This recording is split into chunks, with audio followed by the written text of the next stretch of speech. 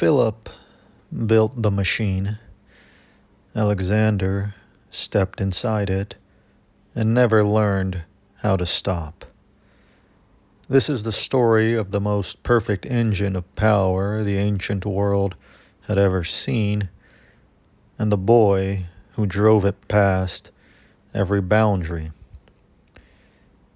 This is an episode about God after discipline, about Bitcoin after architecture, about what happens when victory no longer has a ceiling. Because there is a moment in every civilization and in every man when structure succeeds and restraint fails. That moment is named Alexander. Act 1.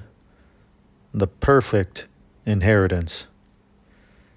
Alexander did not begin in chaos. He began inside order. His father, Philip II of Macedon, had already solved the hardest problem in history: how to turn men into formation, how to turn violence into geometry, how to turn fear into coordination. When Alexander inherited the throne, the phalanx was already perfect. The economy was stable. The alliances were positioned. The army was disciplined. He did not need to build. He only needed to unleash. And that is always the most dangerous inheritance a human being can receive. Act 2. The God intoxication.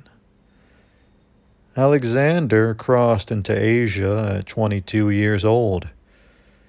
Within a decade, the known world was kneeling. City by city, empire by empire, God by God. Persia burned. Egypt crowned him divine. India broke against his will. And this is where the transformation occurred. The boy who once learned discipline began to believe he was discipline. The general who trusted formation began to trust only himself. The king who followed God began to believe he was God. This is not arrogance. This is divine intoxication. And it is the oldest danger in power. Act 3. When victory becomes amoral. Alexander never learned when to stop. There was no philosopher strong enough to check him, no priest powerful enough to bind him, no law high enough to judge him. Every victory erased another boundary. Every conquest dissolved another limit. Every triumph confirmed the illusion. If I can win, I must be right. This is the moment when power loses morality, not because it becomes cruel, but because it becomes absolute. And this is where Bitcoin silently branches away from Alexander. Because Bitcoin also wins, but it does not intoxicate. Act 4. Bitcoin as anti-Alexander. Alexander conquered because he decided. Bitcoin dominates because no one decides. That is the difference. Alexander replaced nations with his will. Bitcoin replaces rulers with structure. Alexander centralized victory into one body. Bitcoin distributes power into thousands of sovereign nodes.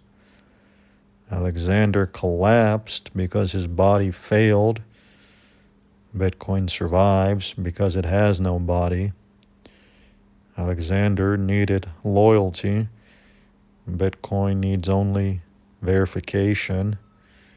Both dominate, but only one is immune to self-worship. This is the distinction between power that believes and power that is designed, between intoxication and inevitability. Act 5, the shadow warning.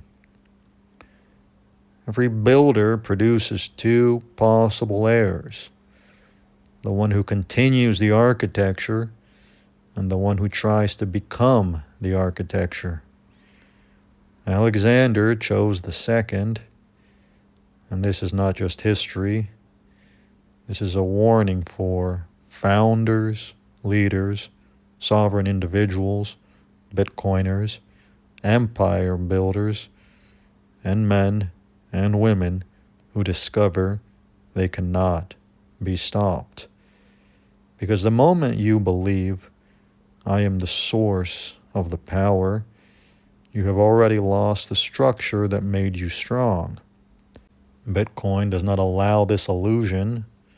It does not crown its heroes. It does not mythologize its founders. It does not bow to its builders. It eats everyone equally.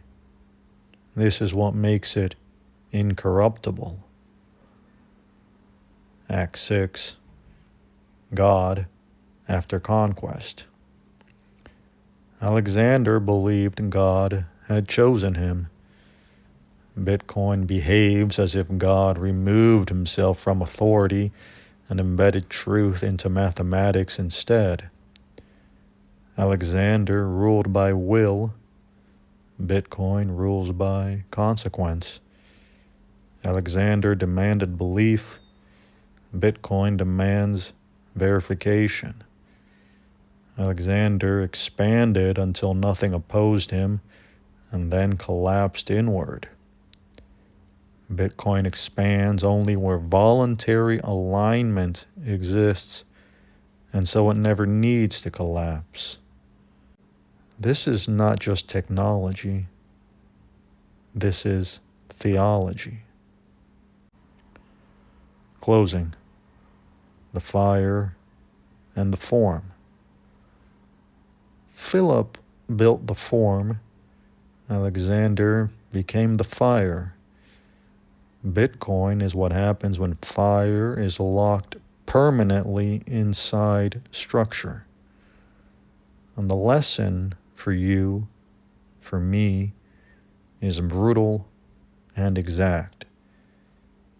If you build power without restraint, it will devour you. If you inherit power without humility, it will intoxicate you. If you mistake victory for divinity, it will hollow you. But if you build like Philip and rule like Bitcoin, you can dominate reality without becoming its prisoner. Alexander conquered the world. Bitcoin is conquering the conditions of power itself. And only one of them will still be standing in 1,000 years.